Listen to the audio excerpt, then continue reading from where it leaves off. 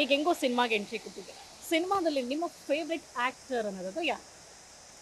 ಸಿನಿಮಾದಲ್ಲಿ ನಂಗೆ ಸಿನಿಮಾನೇ ಒಂಥರ ಫೇವ್ರೆಟು.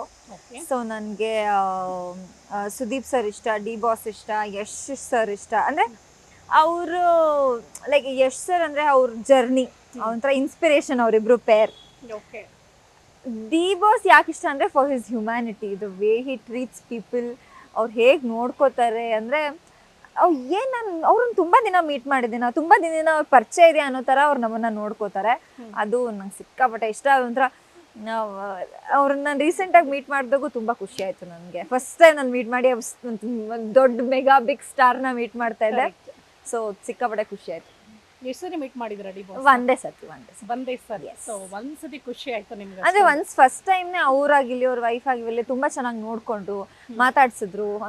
ಅಂದರೆ ಇವಾಗ ನಾವು ಮನೇಲಿ ಯಾರೇ ಬರಲಿ ಅವ್ರನ್ನ ತುಂಬ ಚೆನ್ನಾಗಿ ನೋಡ್ಕೋತೀವಿ, ಆ ಥರ ಎಲ್ಲೋ ಪಬ್ಲಿಕ್ ಪ್ಲೇಸಲ್ಲಿ ಸಿಕ್ಕಾಗ ಅಷ್ಟು ಚೆನ್ನಾಗಿ ನೋಡಿಕೊಂಡ್ರು. ಸೊ ನಂಗೆ ಅವ್ರ ಹ್ಯುಮ್ಯಾನಿಟಿ ನೆಕ್ಸ್ಟ್ ಲೆವೆಲ್.